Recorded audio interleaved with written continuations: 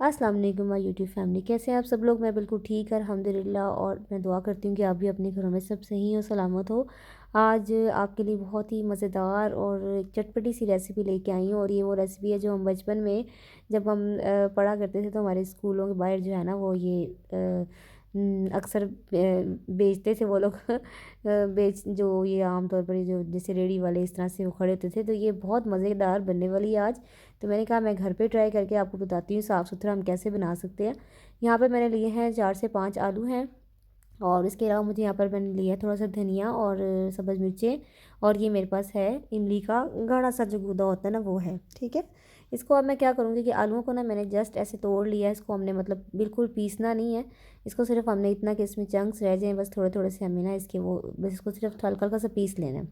जो इसमें dry ingredients जाएंगे वो मैं आपको यहाँ बताती हूँ। यहाँ मैंने लिया है खाली बाउल और इसके अंदर मैं अब चीज़ें अपनी ऐड करती जाऊँगी वन बाय वन।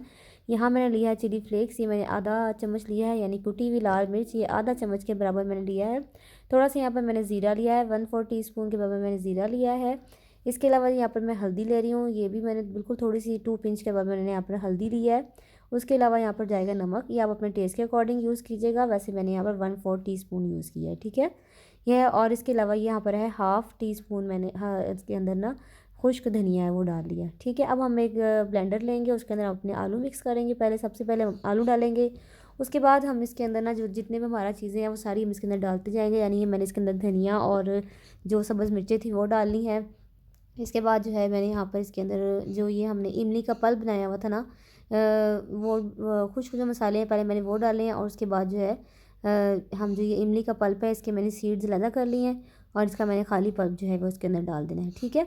अब ये सब चीज़ें डालकर हम थोड़ा सा इसमें पानी डालेंगे ताकि ये अच्छी तरह से ब्लेंड हो जाए। तो हम इसको ब्लेंड कर लेते हैं।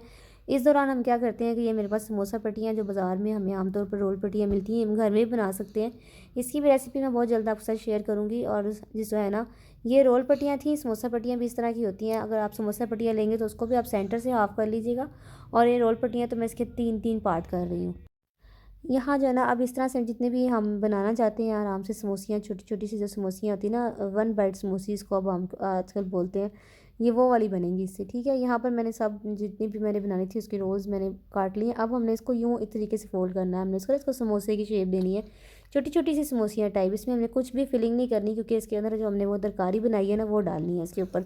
तो ये देखिए मैंने एक साइड से पहले यूँ फोल्ड किया, एक तिकोन बनाई। और ये मैंने ना सिंपल आटा घर का जो होता है उसको थोड़े से पानी में ऐसे गूंद के उसकी एक लेवी सी बना ली है। और इस तरह से हम इसको इस तरह करेंगे, यानी इसको एक समोसे की शेप दे देंगे। जैसे छोटी सी समोसी होती है ना उस तरह से हम एक शेप दे देंगे। देख लें जिस तरह मैं बना रही हूँ इस तरह से भी आप बना सकते हैं आराम से। ये देखिए इस तरह से हम इसको यूँ करके फोल्ड कर देंगे। तो अब जो सारी समोसियाँ हैं ना हम इसको यूँ बना लेते हैं। अगर आप समोसियों की शेप आपसे नहीं बन रही तो आप सिंपली भी इसको फ्राई कर सकते हैं।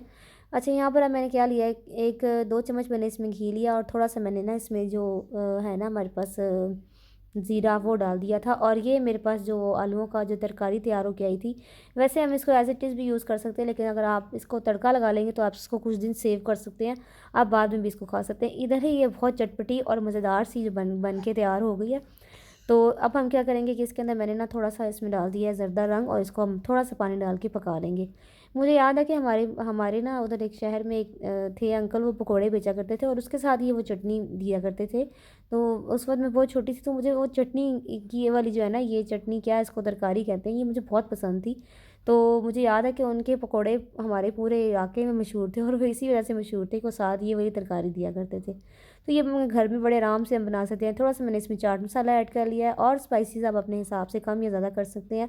अगर आप लोग ज़्यादा तीखा पसंद करते हैं तो आप इसमें ज़्यादा चीज़ें भी यूज़ कर सकते हैं, खटाई वगैरह जो भी आप इसमें यूज़ कर सकते हैं।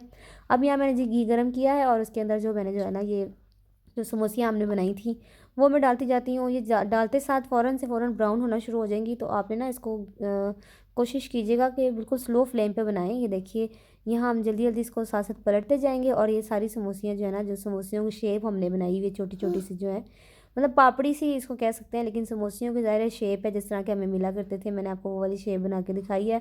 तो हम इसको ना इस तरह फ्राई करके तो ये देखिए मैं अब निकालती जा रही हूँ। बहुत जल्दी जल्दी झटपट से ये बन जाएंगी।